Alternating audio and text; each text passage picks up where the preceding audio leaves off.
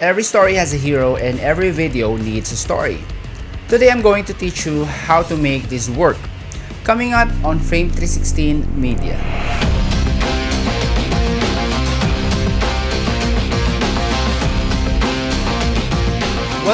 Welcome to a new video, and today I'm going to share brand storytelling tips for video marketing. And as I have mentioned in the intro, every story has a hero.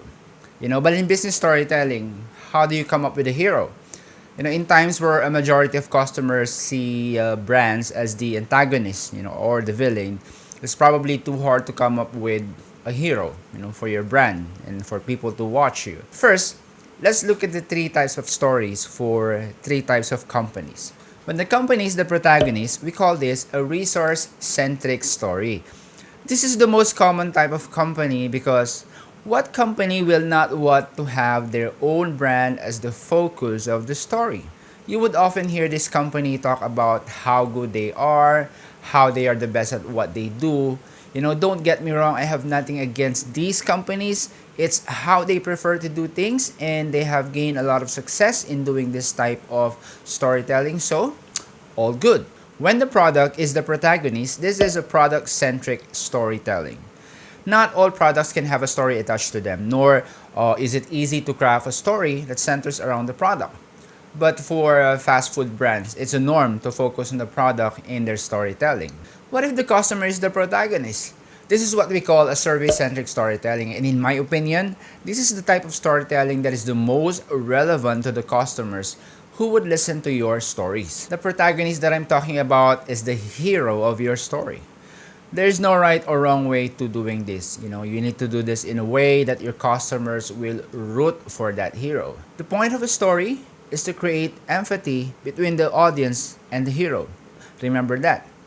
And to create this empathy, there must be a core value ascribed to that hero. If your hero is the company, your core value should be the human beings that make the company great, or the desire of the company to provide value.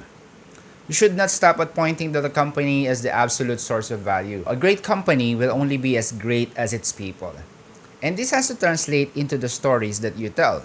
When the product becomes your hero, it is more challenging to attach a core value to an inanimate object, because in reality, we don't easily connect to objects, but it doesn't mean that you can't make this work. Let's say your product is something that people can wear. You would most likely talk about comfort, but the value does not rest on comfort alone. You can talk about the people's work culture to ensure that the customers would, enjoy the comfort as being promised in your story. Now going to service-centric storytelling, where the customer is your hero. This is probably the most compelling story that you can tell. Why? Because you're making your story about the person who is watching it. It's their journey. It directly relates to their behavior, and it talks about a better version of themselves. It's a reality that they can relate to. So if you have a video marketing on your list of strategies, I would encourage you to work on a service-centric storytelling approach. How can you make this work? You start by looking at the brand from the point of view of the customer. You will see things through their lens, not through yours. Are you a real estate agent? Talk about the decision-making process of most successful buyers. What do they have to go through? Who do they need to talk to? And, how do they look for properties to buy? When I say talk about, I do not mean preach to them. That is exactly the opposite when you start preaching in the tone of, you should do this. You become the hero, not your customer. Do you do product design? Showcase your designs visually, but include a story about the creative process that happens in the back end. How did you come up with that design, and why did you choose that direction? Are you a social entrepreneur? There's a lot of stories that you can do that can resonate with your viewers and customers, especially when you have a social cause and you're creating a video that would invite other people to join your cause. You can easily jump into what is that common belief that you share with your audience. why the world needs changing and why each of your roles matter in achieving that change. It all starts with asking the right questions. Make sure to watch the video that you see on your screen right now to have a better understanding of what type of questions you should be asking to be able to tell better stories. I hope you're all fired up for your next marketing video. If you need help in this area, please feel free to reach out to us on our website, frame316.com, or on the comment section below.